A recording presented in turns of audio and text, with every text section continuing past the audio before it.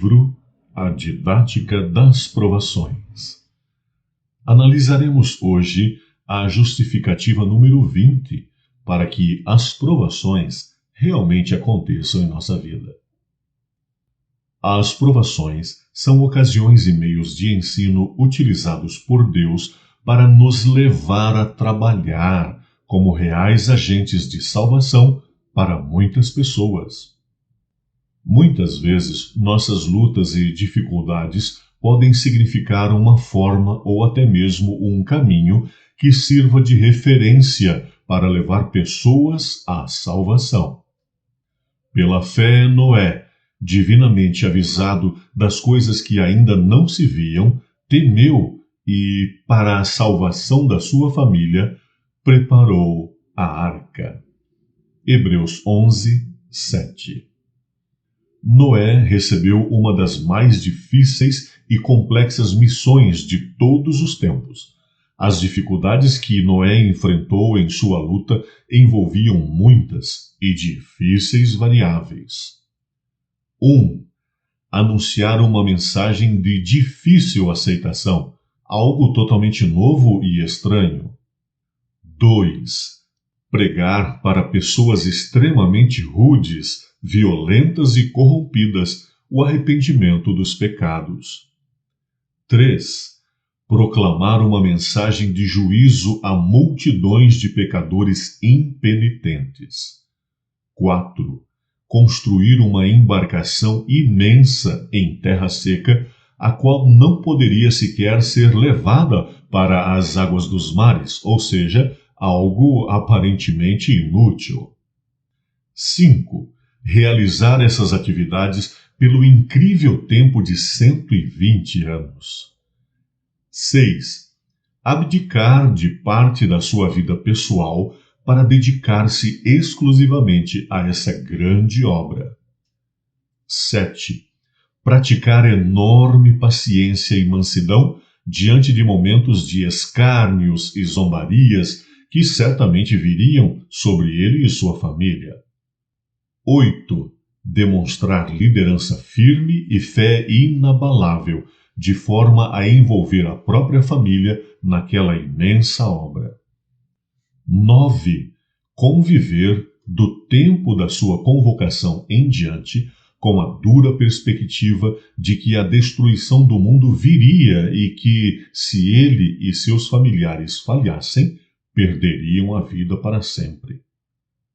É necessário considerar algo importante.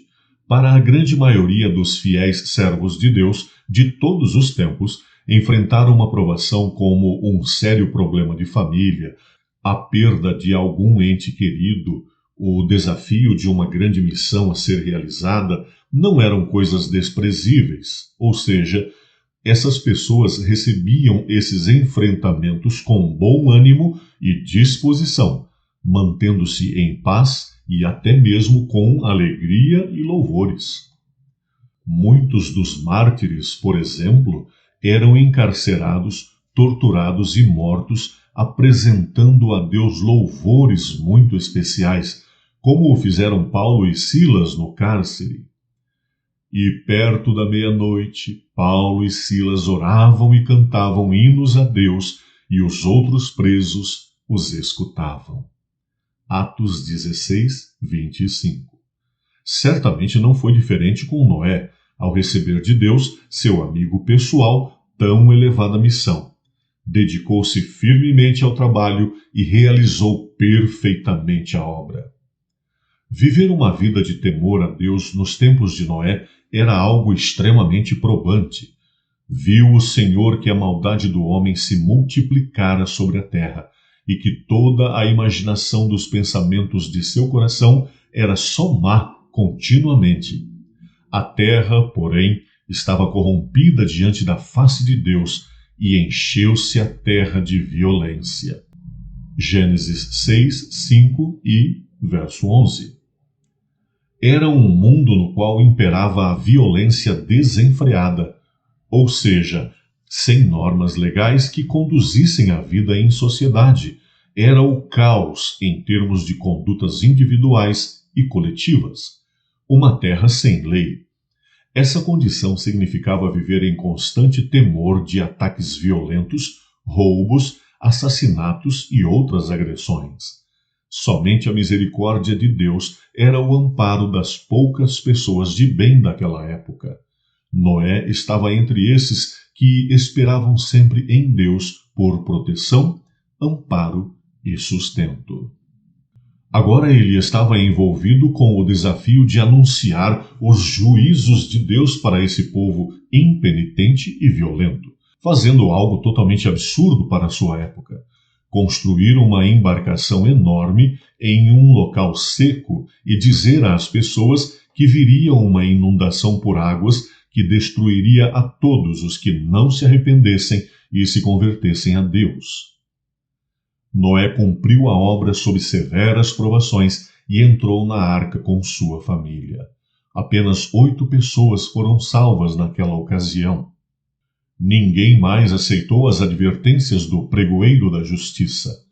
Ele entrou nesse enorme barco com sua família e ali passou 377 dias, dos quais pelo menos 314 sobre a água. Um barco gigantesco à deriva, sustentado e guiado por Deus unicamente, teve de esperar com suas fontes de alimento e água limitadas, esperar pela terra firme, esperar, esperar e esperar. O fato de estar na arca já era em si uma dura prova para nosso ilustre personagem e para seus familiares. Era algo totalmente inédito, pois tratava-se de uma embarcação sem os itens de segurança que hoje conhecemos. A arca não possuía timão, leme, velas, âncoras, barcos salva-vidas, não havia bússolas para um direcionamento seguro, etc. Era um barco totalmente solto naquela imensa tempestade e que navegava sobre águas violentas. Mas havia um grande comandante conduzindo aquela embarcação, na qual estavam presentes descendentes diretos de Adão, a obra-prima do Criador, e eles não seriam extintos pelo dilúvio. A arca era como que a própria mão de Deus sustentando seus filhos com segurança, e Noé, em meio a essa extrema provação, acreditava nisto. Espera no Senhor, anima-te, e Ele fortalecerá o teu coração. Espera, pois, no Senhor. Salmo 27:14. Assim como Noé e sua família, somos instruídos a perseverar na fé em meio às tempestades avassaladoras dos últimos dias, confiando sempre no Senhor, que levará a embarcação da nossa vida ao porto seguro, afinal, conforme prometido em sua palavra. Então clamam ao Senhor na sua angústia, e Ele os livra das suas dificuldades. Faz cessar a tormenta, e acalmam-se as suas ondas. Então se alegram, porque se aquietaram. Assim os leva ao seu porto desejado.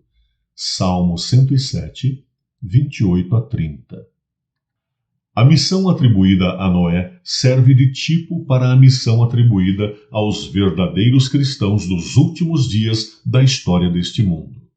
Trata-se de um desafio de grandes proporções, já que enfrentamos em nosso tempo as mesmas degradantes condições morais e sociais daqueles dias, conforme o próprio Jesus nos informou.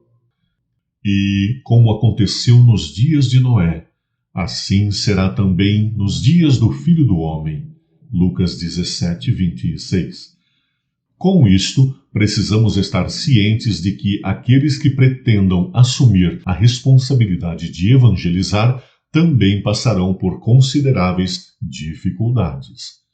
Cabe a nós manter a dedicação mais ampla possível para também cumprirmos nossa parte com zelo e fé. Afinal, trata-se de trabalhar diretamente pela salvação de pessoas da condenação eterna.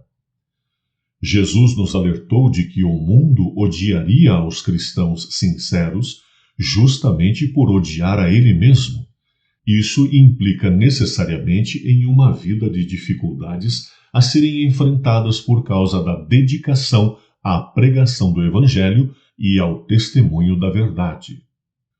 Nossa fidelidade, como a do patriarca Noé, nos habilita a sermos instrumentos de Deus para a salvação de muitas pessoas. Muitos que assim se dedicaram à pregação da verdade do Evangelho tinham de enfrentar provas difíceis, mas sempre avançavam, vivendo na paz celestial, mesmo em meio às dores, e cheios de esperança na promessa do Senhor de que sempre estaria com os seus representantes em qualquer situação.